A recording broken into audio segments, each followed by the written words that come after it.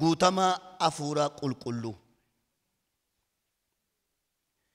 Ergaa gara warra Efesoonitti barreeffame kana Phaawulostu barreesse. Phaawulos ergaa kana yeroo barreesse amantoota gidduu taa'ee barreesse utuu hin ta'in mana hidhaa keessa taa'ee ergaa kana barreesse. Mana hidhaa keessa taa'ee ergaa kana gaafa barreessu kan inni dubbatu inni guddaani waa sadiitu jira as keessa. Gorsinni gorsuu jechuudha. Inni tokko amantoota sanaaf xalaa gaafa barreessu attamitti akka deddeebitanii isin aleelaatii ilaalladhaa jedhaan. Eessa taa'ee barreessan jedhee mana hidhaa keessa taa'eeti. Amantoota isaa kanaan maal jedhaan? Attamitti akka deddeebitan aleelaatii ilaalladhaa. Ani mana hidhaan jiraa isin warri bakkee deemaa jirtan kuni attamitti akka deddeebitan aleelaa ilaalladhaa jedhaan. Inni lammaffaanni isaan gorsu immoo guyyoonni kuni guyyoota gadhee waan ta'aniif guyyoota isinii kenname kana utuun dabarsinitti hojjedhaa jedhaan. Guyyoota kanatu guyyoota gadhee kan inni attamitti akka deddeebitan ilaalladhaa jedhuuf usaadha. Guyyoota kanatu guyyoota gadheedha. Guyyaa isiniif kenname kana utuun dabarsinitti hojjedhaa. Inni sadaffaan immoo dhugaatiidhaan machooftanii of hin wallaalinaati Hafuura Qulqulluudhaanii guutamaati Waaqayyoof galata dhiyeessaa. Phaawulos kan inni sababii dhugaatii kaasuu fi gabbayii amantoota machaa'an arge miti.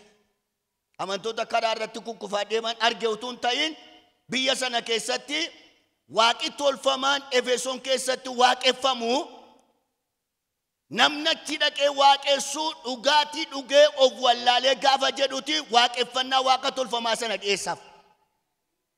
Sammuu mala normaalii normaalii hojii ta'a. Ila sammuu sa'aan keenyaa kana obbeeku kadaanii waaqeffannaa waaqa tolfamaa sana sirriitti dhiyeessuu hin danda'u. Isa dhiyeessuudhaan maal godhaa? Dhugaatii isaa dhugee machaa'ee of wallaaleeti dhaqee waaqa tolfamaa sanaa fi waaqeffannaa dhiyeessan. Mataadhaan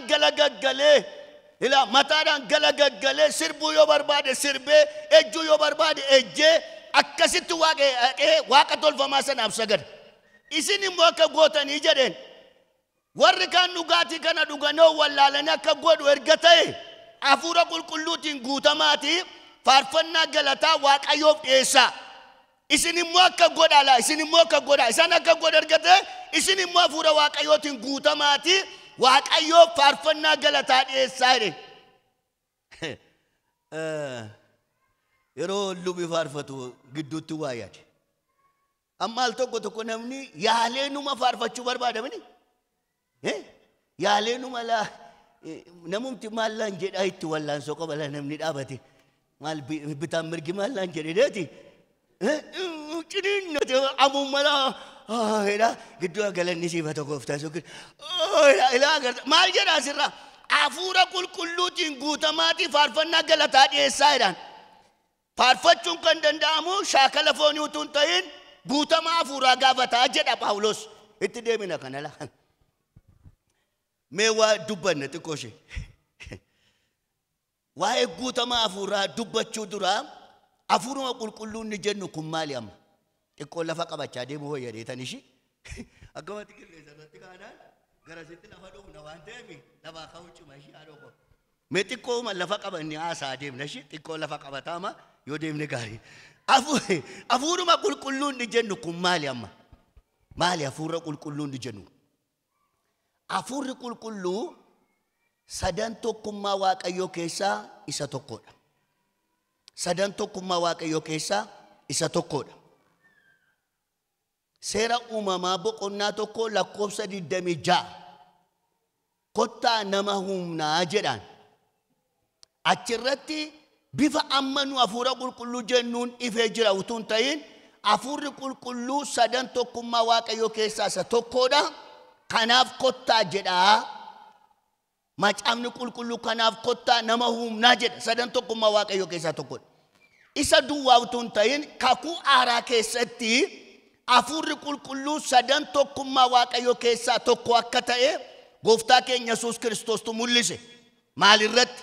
wangeela Maatewos boqonnaa 28 lakkoofsa 19 egaa dhaqaa maqaa Abbaatiif Ilmaatti kan Hafuura Qulqulluutti isaan cuubuudhaan saba hundumaa bartoota koo godhaa. Bartoota koo godhaa jedhe. Sadan tokkummaa Waaqayyoo keessaa tokko ta'uusaa Yesuus Kiristoos sirriitti mul'ise kan.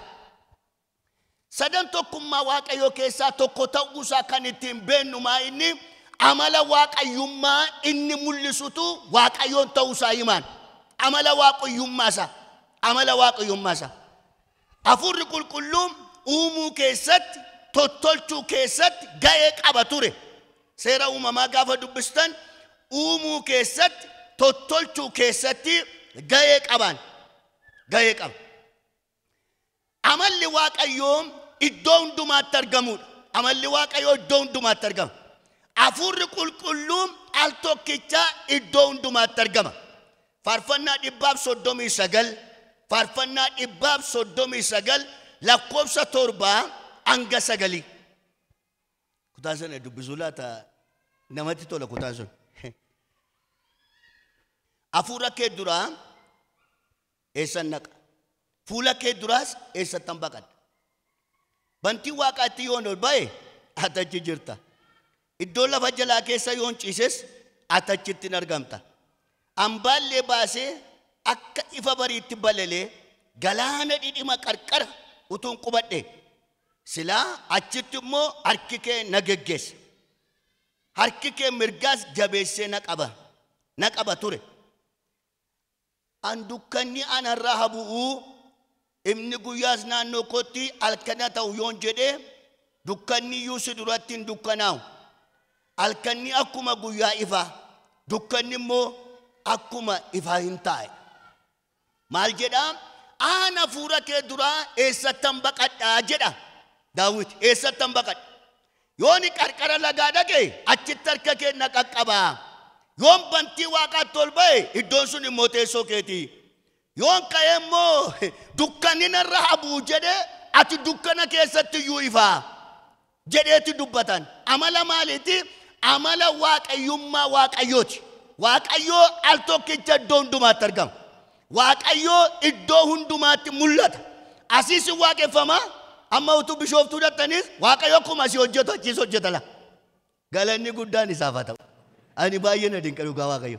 Ilaa amalli waaqayyummaa Waaqayyoo isa kanaadha. Hafuurri Qulqulluun iddoo hundumaatti argamuudhaan amala waaqayyummaa kana qabaa jechuudha.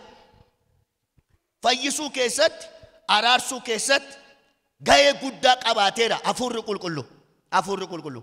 Kanaaf sadan tokkummaa Waaqayyoo keessatti isa tokkodha. Waa'ee Hafuura Qulqulluu gaafa dubbannu eenyu Hafuurri Qulqulluu jedhu gabaabaatti kanumaan nan darba. Kakuu moofaa keessatti Hafuura Qulqulluu jecha jedhuun baay'ee mul'ataa miti. Kakuu moofaa keessatti dubbistanii Hafuura Qulqulluu jechi jedhee mul'ate iddoo sadii duwwaatti argama. Iddoo sadii duwwaatti argama. Kanarraa kan hafe kakuu moofaa keessatti Hafuura Gooftichaa, Hafuura Waaqayyoo kan jedhutu caalaa baay'ataa jechuudha. Keessumatti Hafuura Gooftichaa kan jedhu caalaa baay'ata. Hafuura Waaqayyoo kan jedhu immoo isatti dhiyaata. Isatti dhiyaata. Mee as deebi'aa gala. Naduugaa artumani? Naduugaa waashi? Ilaa Hafuura Qulqulluu, Hafuura Waaqayyoo, Hafuura Gooftichaa inni jedhu Waaqayyoo kakuu moofaa keessatti Hafuura isaa kana saba isaatiif akka kennu irra deddeebi'ee dubbateera. Waaqayyoo Hafuura isaa kana saba isaatiif akka kennu irra deddeebi'ee dubbateera. Kakuu moofaa keessatti inni Waaqayyoo irra deddeebi'ee waa'ee Hafuura isaa dubbatu karaa lama ilaalama. Sirriitti na duukaa bu'aashi lafa qabannaa hiriirala. Dubbii qilleensa irraa dhiibne. Karaa lama ilaalama. Inni tokko kakuu moofaa keessatti Waaqayyo Hafuura isaa akka kennu kan dubbatu kakuu moofaa keessatti kan kenname namoota hojii adda bahe hojjetaniif laatamaa ture. Fakkeenyaaf mootota, raajota, abboota firdii warra hojii addaatiif adda bahe kanaaf kennama ture laa kakuu moofaa keessatti. Kakuu moofaa keessatti inni jalqabaa eenyuuf kennamaa ture? Namoota mootota ta'an namoota abboota firdii ta'an namoota raajota ta'aniif kennama malee saba hundumaaf hin kennamu ture. Inni attam ture nam tokko mootii yoo ta'e amma inni mootii ta'utti hafuurri sun isarra jiraatan. Mootummaa irraa gaafa bu'u namicha isa taanutti darba hafuurri sun malee fudhatee hin taa'u. Shumannata akkasii kun jira bara kana. Shumannata akkasii kun irra kaa'ama gaafa inni irraa bu'u immoo irraa buusanii isa tokko irra immoo dhaqanii kaa'u. Ilaa akkas ture laa inni gaggummoo baasu. Inni gaggummoo baasuni mootii yoo ta'e amma inni mootummaa geggeessutti hafuurri sun isaa wajjin ta'a. Amma inni raajii dubbatutti isaa wajjin ta'a. Amma inni abbaa firdii ta'utti isaa wajjin ta'a. Gaafa inni irraa bu'u garuu nama taanutti darba laa. Nama taanutti darba. Maal xiyyeeffata jechuudha inni gaggummoo faa ga'ee hojii namichatti kenname xiyyeeffata malee calluma jedhame nama ta'eef hin laatamu. Inni gaggummoo faa karaa lama ilaalamaan jedhe. Inni karaa lamaas akkamiidha? Isa dhufee kakuu haaraa keessatti hojiitti kame ilala. Macaafa Iyyoo'eel boqonnaa 2 lakkoofsa 28-29 achirraa maal jedha?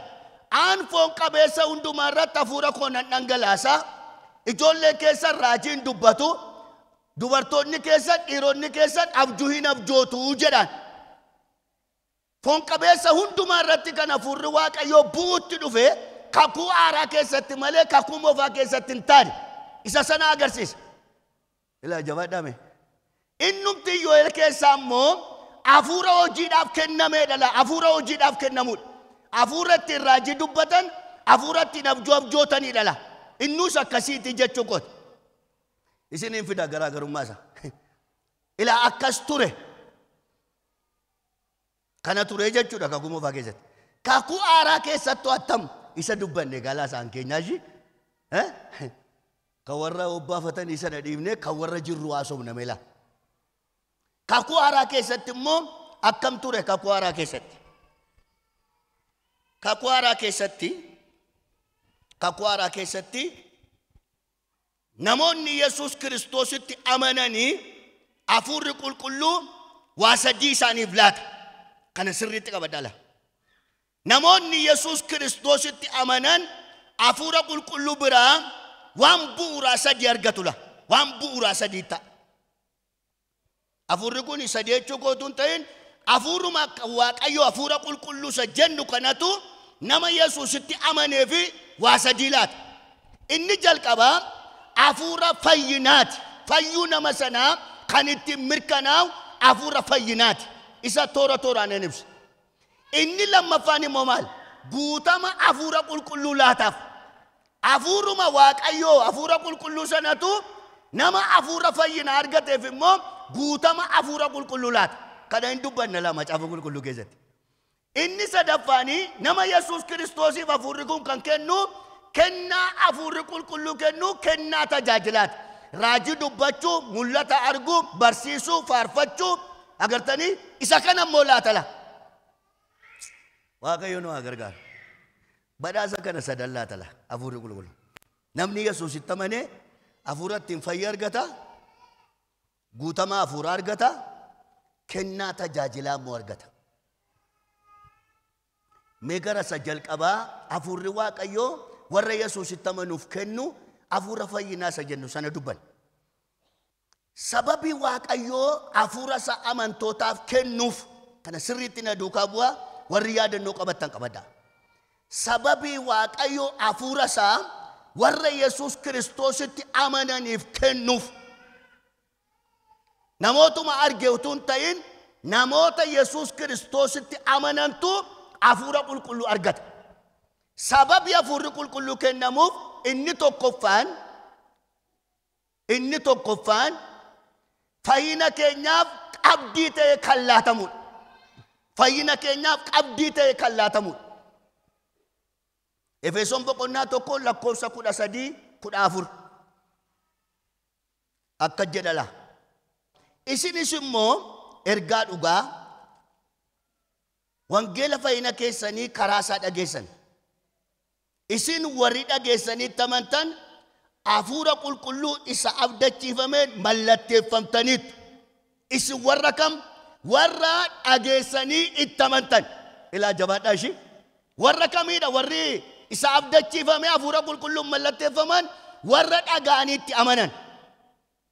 Hafuurri qulqulluun immoo warri kan Waaqayyoo ta'an galata ulfina isaatiif yommuu furaman wanta argachuuf jirtaniif qabdii keessanii jedhan. Nam tokko mi'a yoo sinirraa birri 500 bite mi'a sinirraa bite sanaa fi qabdii meeqa sinii alaatu? Qabdii meeqa naa kennettu? 50,000 ta'u 1,000 miti? Erga qabdii kennitanii fi qodaan achi jiru kan yeewti. Hin jabaatani kan yeewti. Nama jala diidanii beektu sinoo callumatanii dhaggeeffatu. Waliigaltanii caarataa gurguratanii. Kan yeewti. Kan yeewti. An keessa mitiire. Agartanii ani addunyaadhaa waan bitadha yoon jedhee addunyaadhaa birri 50,000 kenneera yoo ta'e mii addunyaa bira jiru suni kan kooti jechuudha. Kan kooti jechuudha. Maal jedha sagalee Waaqayyoo? Isin warra dhageessanii tamantanii fi jedhan nu Yesuus Kiristoosin ijaan agarre miti. Amantii mamtuu laata akkamiin godhe? Hin mamtuu laata? Kun falan qabu haadha koo jabaadhaa malee ishii. Kun falan qabu. Nu Yesuusin ijaan agarre miti. Waa'ee Yesuus Kiristoos nutti lallabame. Waaqayyoof galanna ta'u. Yesuus Kiristoosin nutti lallabani. Siif du'ee, siif jedhee du'aa ka'ee, siif jedhee gidiraa fudhatee. Kanumatu nutti lallabe hafuura Waaqayyoo arganne bakka. Gaafa kun nutti lallabamu haalleluuyaa inni bakka. Nuyi gaafa inni fannifame fannoo irratti ilaalle Yesuus ko maaloo ijoollee waraanina maaloo bannaataa achuun jenne nuyi. Achuun turre nuyi. Garuu nutti himame la. Yesuus siif jedhee du'e. Yesuus siif jedhee fannifame. Yesuus siif jedhee gidiraa fudhate. Yesuus siif jedhee du'e du'aa ka'ee jennaan isumatti amanneen. Kutaan kun maal jedha? Isin warra dhageessanii tamantaniif qabdii jireenya bara baraateedhaan. Haalleluuyaa. Waan isin naxxanii argachuuf jirtaniif. Haalleluuyaa. Waan waaqarraa keessaa nu qammansiise Waaqayyo. Haalleluuyaa. Ani attamittan isin ibsa. Jilbeenfattanii kadhattanii mee hafuurri Waaqayyoo sosochoosee gir isin godhe gaafachi deebitanii teessanii akka nama shaaworii lixee ba'e wayii namatti tola bakka. Maaliif booko nam fayyee nami waan akkasii agartanii beetanii isin Waaqayyoo isinitti fidu kana la. Ayyaana kanaa isinitti fidu Waaqayyo. Ayyaanatti Waaqayyoo wajjin wal agartan. Ayyaana eebba keessa waaqarraa sanaa isinitti fidu Waaqayyo. Maal jedhe Museenii meedhaqaati biyya kanaan sana ilaalaati waan biyyicha keessa jiru cabsaa kottaa'e. Milikkita saganaati. Gaafa dhaqanii jedhanii Roomaanii jedhanii maaloo jedhanii biyya kanaanii baqachama cabsatanii bakka. Jalaa baqachama qabgore cabsatan. Jalaa baqachama cabsatan utuu warri kanaan duukaa fiddu. Cabsatanii gatiitti irra kaachaa fiigaa dhufanii. Gaafa dhufanii attam ture wanti sun yennaanii warri kan maal jedhan? Baay'ee cimaadha jarri adagamtuudhaan nuuf itti oolteedhani. Warrattiin baqachama cabsatan immoo haalleluuyaa. Lolaanuma ayyaana argatu la. Diina kana lolaanuma ayyaana argatu. Itti falmaanuma guutamu Ela baqachaanuma cabsatanii dhufanii biyyicheedhanii ilaasa kana qabaa jedhanii. Maa inni jennaan ilaa nyaati bareedaan kuni Roomaanii kuni inni mimminyaa'u kuni nyaata biyyichaati. Caccabsanii fuudhanii tataan hammilii tataate du'a ta'a malee kanaanitti galla. Hin qaloona malee kanaanitti galla. Abidda buu malee warri qammasan Waaqayyo waan waaqarraatiin si'aatu. Arga keessa ol kaasame. Haalleluuyaa. Waaqayyo waan waaqarraatiin si'aatu kuyee. Ati gaafa waan waaqarraatiin tuqamtu biddeenni lafa kana irratti isin dhula. Achi yaaddala. Wayyaan lafa kana irratti isin hidhu achi yaaddala. Taayitaan lafa kana irratti isin hidhu achi yaaddala. Gaafa waan waaqarraa sana qammastu ati abjuun kee waan waaqarraa ta'a. Hallelujah. Abjuun kee waan waaqarraa ta'a. Petroosi nama lafa abiddaatti dubartii yoon jedhe dubartootatu na komata obboleettii jedhu na gargaartu warri dubartoota obboleettii tokko jedhu shallaa hin ta'u inni ishee obboleettii tokko jedhu lafa abiddaatti obboleettii tokko baqate akka jedheedhaan ishii obboleettii ma tokko baqate gaafa hafuura qulqulluu kanaan mallatteeffaman immoo billaatti qabanii sodaachuu dide. Maqaa kanaan akkan dubbannee waa'ee isaa akkan kaafnee jennaani ilaamee jedhanii nuyi maqaa kanaan hin dubbannu taanaan rakkoo cimaadha jedhan. Nuyi kan beennu jedhanii rakkina guddaa keessa dabarree mootummaa Waaqayyootti galuutu nuu laatame. Inni nu ittiin tuqamne kuni waan Waaqarraati. Rakkina keessa dabarree achi kan nu geessuudha. Kanaaf hin danda'amu akkasitti jedhan. Sababii Waaqayyo warra isatti amaneef hafuura isaa laate kuni qabdii jireenyaa sanaadha. Inni Waaqarraan keessan qabdiin isin bira ga'eera. Mee galateeffadhaa Waaqayyoon.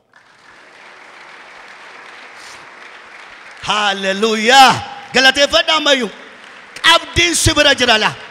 Waaqayyo qabdii jireenya bara baraa garaa kee keessa kaa'eera la. Ama utuu tekestiitis hin gaatee birriitti geddaramee hallelujaa jettu. Ama utuu tekestii birriitti geddarame birri miliyoonii 2 qabdii sii laatamee redhame namintaa. Oh hallelujah. Oh Yesuus. Inni sii kenname kun hin caala. Qabdiin sii laatame hin caala. Qabdiin sii laatame kuni abbaan qabdii sii laate kuni walii galtee diiguu hin beeku. Hallelujah. Walii galtee si wajjin qabu kana hin diigu abbaan qabdii laate kun. Ila dadhabbii kan hin diigamu wallaaluma kan hin diigamu. Qabdiin kun dhiigaan mallattaa'e. Mallattoon siif qabdii kana gidduu jiru dhiigaan mallattaa'e. Hallelujah. Si bu'uureffatee dhufne. Hello guy. Si bu'uureffatee dhufne. Ilma Waaqayyoo isa si dhiiga bu'uureffatee dhufe. Ilma Waaqayyoo isa duddi isaa si reebame bu'uureffatee dhufe. Ilma Waaqayyoo isa fannoo irratti marrate bu'uureffatee gara kee dhufe.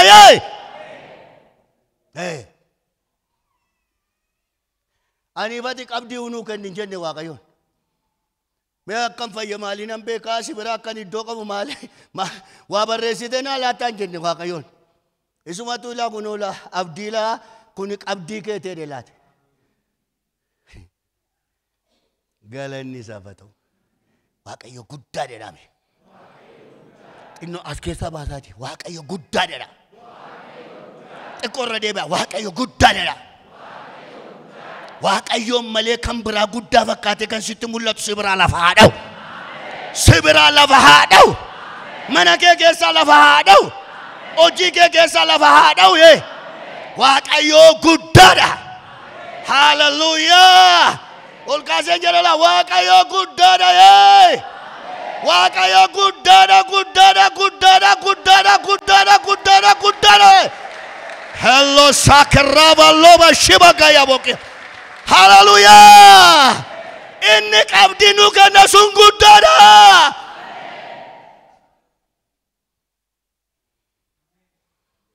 Goshabo gaay. Amala du'aa rukutanaan jedha Waaqayyo. Inni qabdii si kenna sun guddaadha. Inni qabdii si kenna sun bara baraan mo'aadha. Qabdii si biraa qaba Waaqayyo. Isa sitti falmu sirraa addaan baasa Waaqayyo. Qabdii si biraa qaba Waaqayyo. Isa lubbuu keetti falmu lafaan naa Waaqayyo. Isa hojii keetti falmu lafaan naa Waaqayyo. Isinuu qabdii kenna dheera maaliif gurgurtan jettu inni ammatu jalaa gurguran. Bitire? Aljechuudha natoo qabdii kennate gatii dabaluu barbaachisoo ta'e nan dabala malee gurgurtaa jettu ni jedhe. Baay'inni gurgurtanii beektan isini. Inuma bitattuu gooftaa koo. Kan keessan wajjin kiidha. Natoo qabdii kennate maaliif gurgurte hindaa'u mana seeraan na kan jettan isin. Waaqayyo qabdii sitti laatateera laa. Kan sitti falmutti hin falma Waaqayyo. Jabeessame kan sitti falmutti hin falma Waaqayyo. Kan mana keetti falmutti hin falma Waaqayyo. Kan ijoollee keetti falmutti hin falma Waaqayyo. Kan tajaajila keetti falmutti hin falma Waaqayyo. Maaliif beektaa qabdii si biraadha. Hello guy. Gurguramtooti kana booddee qabdiin kennameera. Kennameera qabdiin hin gurguramtooti.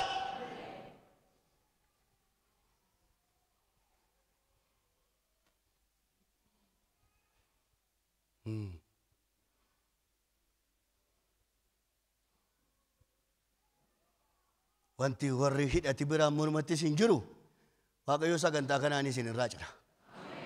Ishi ishee abbaa manaa hin taane abbaa manaa fakkaatte nu haasaatti sana qalabatii lamaan kaannu nuyi tokkuma kaanna kanuma dhirsa misirroo kaanna ishee bukkeen nutti keesse kanaa hin baasa Waaqayyo hin baasa Waaqayyo hin baasa Waaqayyo ilaa ishee bukkeedhaan naafisa taa'u jettee Waaqayyo gooftaan maccaa sirraan baasaa jedheera anatu abbaa dhiigaati jedha Waaqayyo anatu abbaa dhiigaati isa lafaa sinaqate sanatti natu falmaadha Waaqayyo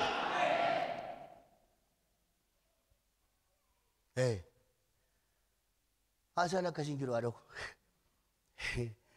du'ee nama dhiisaa ishi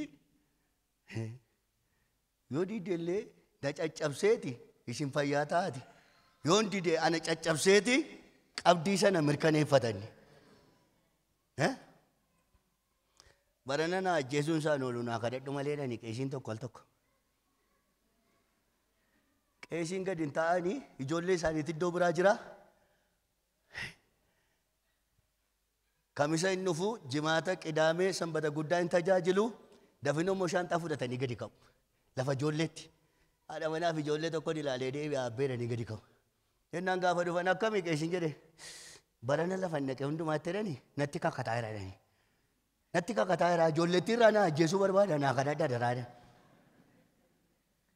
araara sabballaadhaaf irra geenye malee agartanii kan nu naqataa oolu baay'eedha kan achi butee nutti haasa'u gurratti utuu akkas gootee dhugaa Waaqayyoo waan baay'ee sii godhama ture maqaa Yesuus Kiristoosii qabdiin harka jiraayidhaati falmaa ishii sababii hafuurri Waaqayyoo nuu kennamuufi nuu kennameef inni kan biraa nu wajjin jiraachuu Waaqayyootu isaan mirkanaa nu wajjin jiraachuu Waaqayyootu inni kakuu moofaa maaliin jedhee inni kakuu moofaa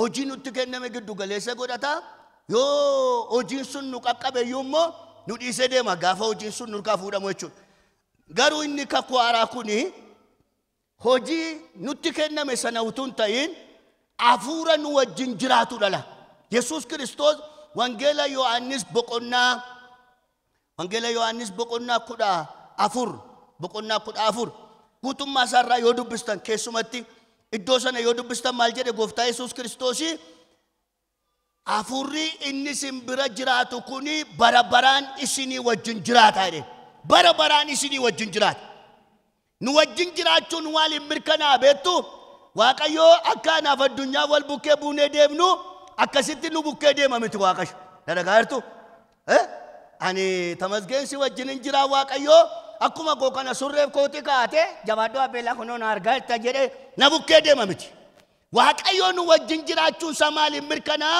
hafuura isaa qulqulluutu addunyaa keessa jiraata isa addunyaa keessa jiraatu kanaaniti Waaqayyoo addunyaa wajjin jiraa jedhaman Yesuus Kiristoos maal jedhe abbaanis anis isin bira hin jiraannaa iddoo jireenyaa isin bira godhannaa Waaqayyoon addunyaa bukkeetti qaqqabdanii ilaaluu barbaaddu yoo ta'e qaamatti hin qaqqabatamu hin qabu Waaqayyo garuu hafuura isaatiin addunyaa keessa jiraata waan cimaa tokkoon isitti mala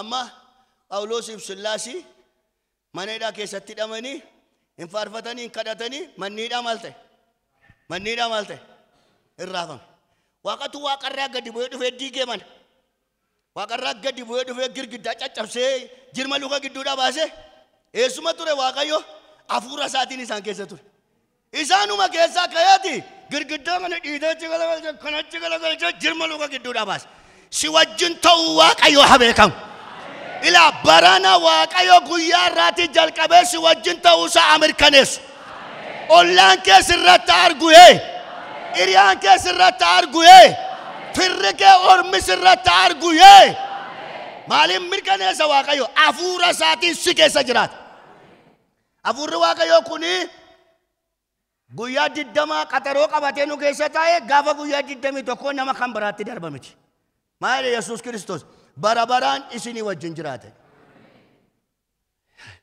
ani gaaf tokko yaadeeni seexana tokko ni fadha bayin jedha ba'eera itti hin baatummoo ba'eera itti bayi keessa ba'eera itti lafaan dhaheen ba'a itti gaafa naagamu lafumaan dhahee keessaa bayin jedheen lafaan nuufti ammas gaafan kadhadhu keessuma teessi maaliif keessaan baatu atiin jedhe maal kana dhiiseen deemaa jettee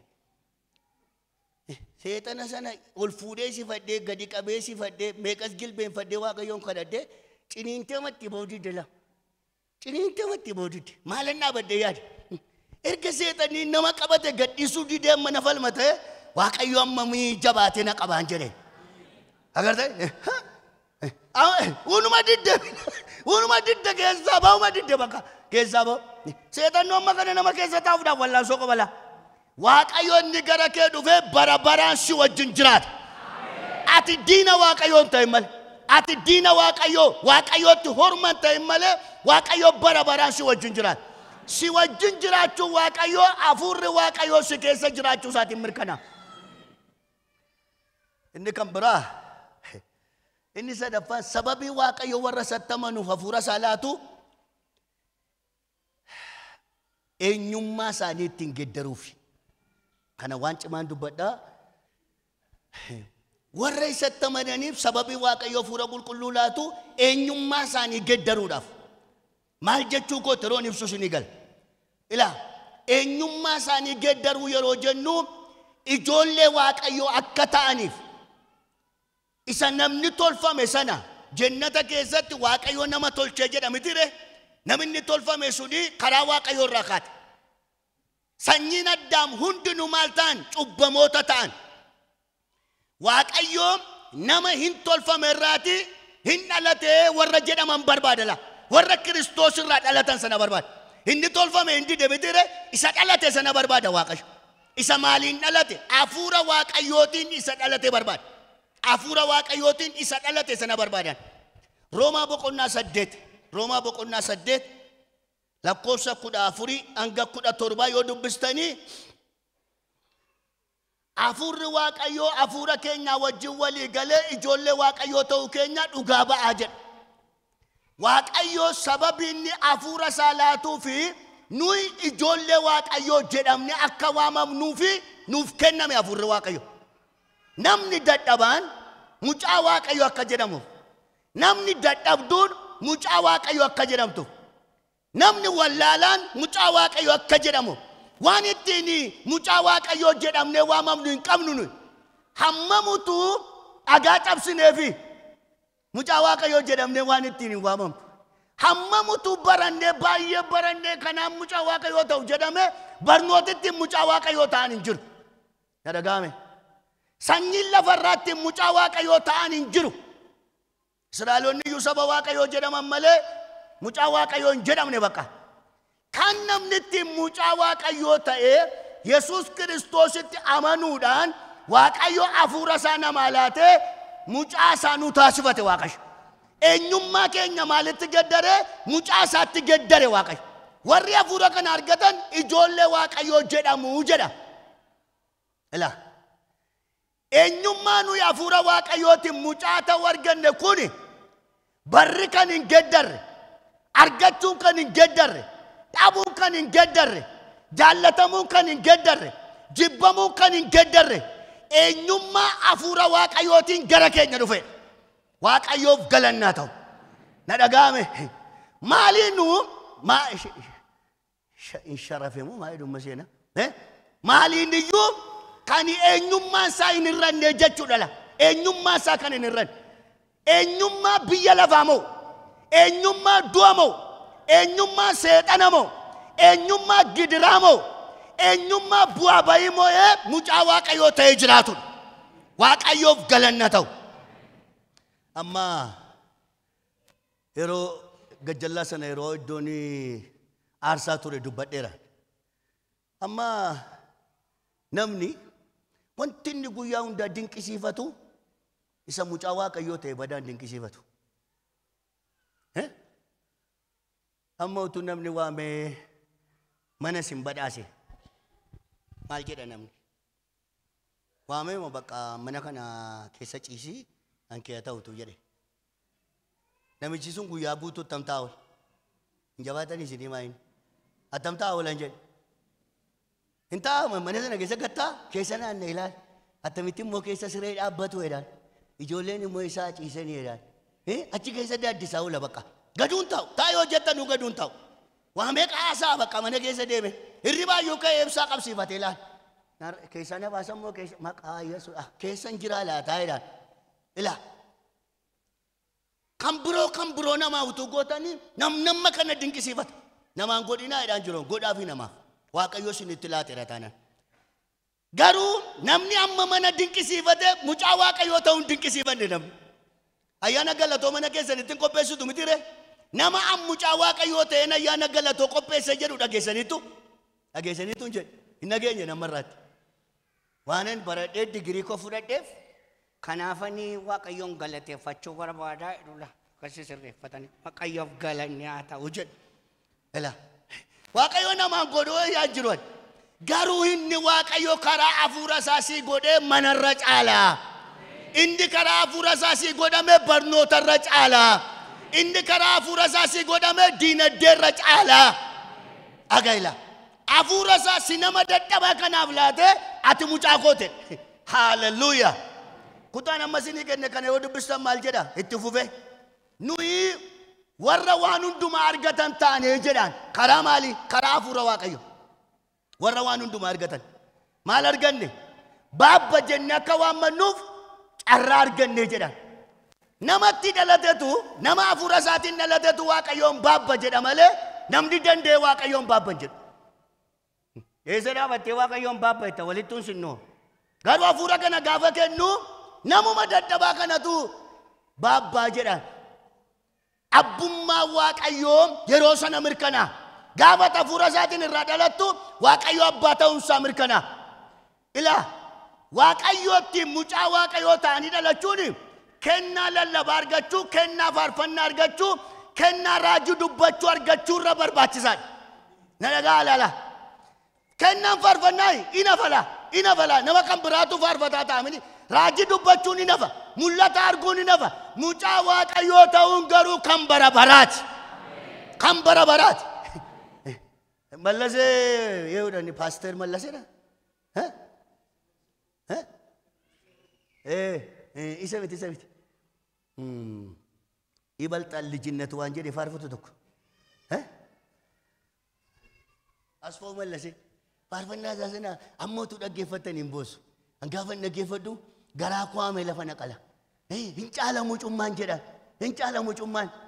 Namni mucummaa ayyaana mucummaan argateerra uturraa ji dubbate caalaa jaallata.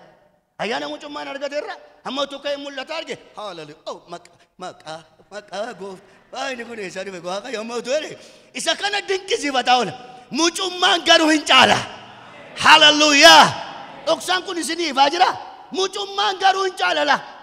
Namuma takka waaqayyoon dhageen beekne utuu waaqayyoome tolasaa jedhee waame.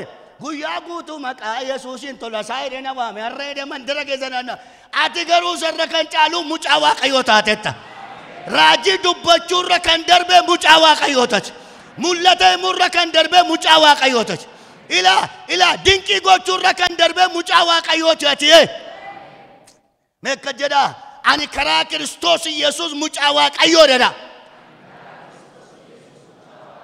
Irra deebi'a. Hallelujah. Identity addana kun. Eenyummaatitti mootummaa waaqayyoo dhaaltuu dhala. Eenyummaa. Seetanni birrii kee sodaatu. Dudan fixeeshi. Birrii kee sodaatu. Seetanni taayitaatti qabattee teessuun sodaatu. Agartee seetanni maayita sammataan miila jala gaggalan tukaandoo maayita. Mata yoo gala gaggalte isaan sodaatu. Akka ittiin lafa si buusoo naa ittiin sodaatu. Eeggadduun cabdaa jedha malee. Maal safeeffata seetanni beektu ati mucaa waaqayyoo ta'uu kee safeeffatan. Hallelujah. Hin agarreessini ijoolleen gaafa balleessitu mucaa keessa yoo tokko qammooddee andi maali boosoo jettanii mucaa babaluun na rukutee ittee boossi mucaan. Abbaas waan inni mucaa isaa ta'e fanniise malee mucaan kun dhiifamuu qabu tureettu. Maaliif safeeffatamte beektaa mucaa waaqayyoo waan taateef. Inni ollaa kee balleesse kan si safeeffateef ati mucaa waaqayyoo waan taateef. Misraachoon sitti ma ati mucaa waaqayyoo dhahee. Mirga jiraachuu si laateera waaqayyo. Mirga waaqayyoo waamtee dhageessifachuu si laateera waaqayyo. Ilaa akkas ilaa. warra waan hundumaa argatan taanaa jedhaan abbaa jennee waammachuu duwwaatu hin ta'in ilmummaatti guddifamuutu nuu laatamee jedhaan gaafa mucaa waaqayyoo taanu ilmummaatti guddifamuutu nuu laatame maal jechuudha kun waa lama la ilmummaan inni tokko namni sarraa dhalatee altuu mootummaa isaati warri abbaa qabdanii haadha qabdan jirtu deemu xinnoo maqee warra keessanii harcaatii wayii qabdi taanaan ijoolleen maal abdatti jaarsuma tokko lubbuu dheerate malee bunni lagaallee fooyyee qabaa maal abdatu dhaala abdatu la haalleluuyaa dinqiidha boo waaqayyo haalleluuyaa ani isa lakkaa dhabeet ila warra abbaan isaanii waa qaban iyyuu baabbaan gaafa duu lafatti qotannaa bunatti dhaabbannaa mana bareedaa tokko jaarratee qaba walii gallee gurgurannee hirannaa ila ilmummaatti inni jedhu maaliidha gaafa ati mucaa waaqayyoo taate ilmummaatti guddifamtu altuun mootummaa waaqayyoo siidhaan waaqayyoo kan inni si dhaalchisu mootummaa isaati ilmummaan inni lammaffaa moo maal abbaan akka dhala isaatiif yaadu waaqayyoo si yaaduudhaafi mirga qaba utuu hin ta'in dirqama qaba la maal ta'e gurbaan kun ijee jabaatee makka saasaa itti dhugaadha kun dhugaadha la erga ilmummaatti guddifamte erga mucaa waaqayyoo taate waaqayyoo si gargaaruudhaan mirga qaba utuu hin ta'in dirqama qaba ana akkasumatti kan kadhadhaame si waan jettan jedhaa mala asana akkasii seera haadhoo ko erga mucaa isaa godhee hafuura qulqulluun na dhalachiise tamasgeeniidhaaf yaaduudhaaf waaqayyoo mirga qaba utuu hin ta'in dirqama qaba la agartanii nattu uwwisuu dirqama qaba la biddeen naa laachuu dirqama qaba la jireenya koo arraa borii geggeessuu dirqama qaba waaqayyo maaliif abbaadha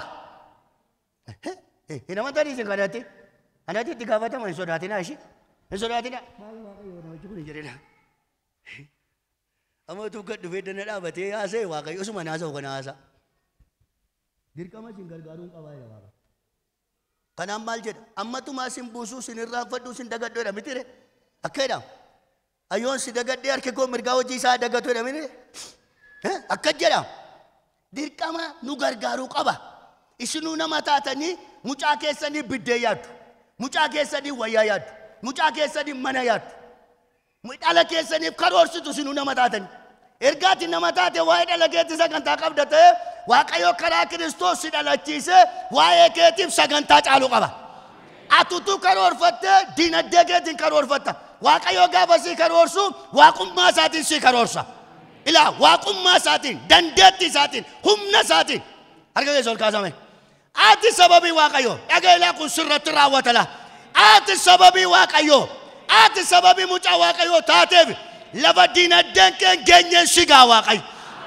lafa beekumsi keen geenyeen sigaa waaqayyo lafa firri keettiin sin geenyeen sigaa waaqayyo miilla sii taa waaqayyo harka kee sii taa waaqayyo afaan kee sii taa waaqayyo ija kee sii taa waaqayyo galateeffadhaa waaqayyo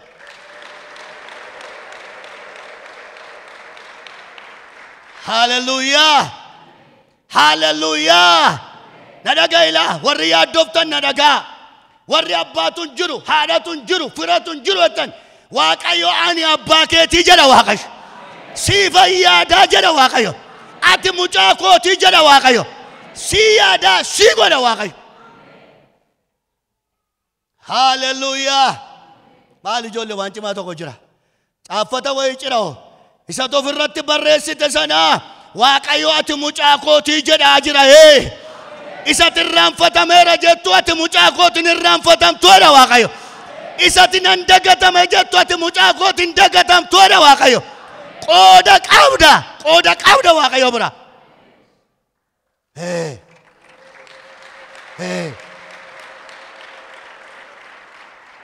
gaafa torban dhiphinaa dubbadheera abbaan inni foonii kun hindu'a ishii innamma ati hafuura qulqulluutiin irraa dhalattee bara baraan jiraata abbaan kee inni foonii kuni si karoorsee diinaddeetu sadaangeessa ishii waan guddaan illee si yaade garuu mucaa koo nan dadhabeeraan abbaan kee inniti karaa hafuura qulqulluu irraa dhalattee isa hundumaa danda'uudha abbaa keessa foonii dukkanatu iddoo tokko busha abbaan keenni Hafuuraan irraa dhalatte kun dukkanni isa biratti ifa. Ila.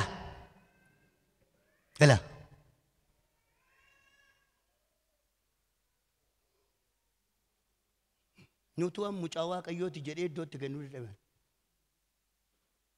Kan seexanii dadhabee barnoota kee miti diinagdee kee miti identity argatte sanaadha. Haasaa Daliilaan Saamsoonitti haasofte dhageessanittu himeera kanas qe'ee kanatti. Maal jette Saamsooniin maal jette beektu? Fixeera.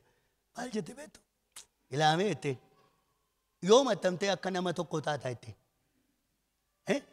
Atoo funyoo siidhanii dadhabamte. Jirma sirra naqanii dadhabamte. Dhibbataan eegassi qabnee dadhabamte. Waan kee namni harkaan hin qabne waamtee eegee ishee walitti qabdee biddatti qabsiiftee qe'ee keenya gubdee fitte.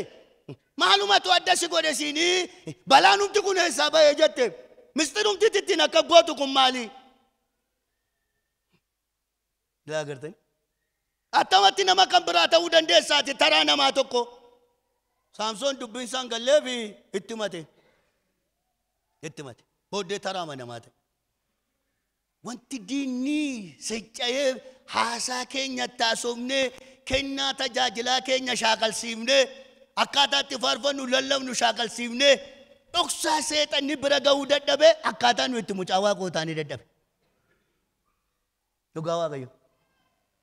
Hafuurri hamaan beeka waltajjiin tajaajilu beetu. Tamasgeeniin tajaajilli isaa akkasii. Agarte Raahel akkasii, Sayyoon akkasiidha.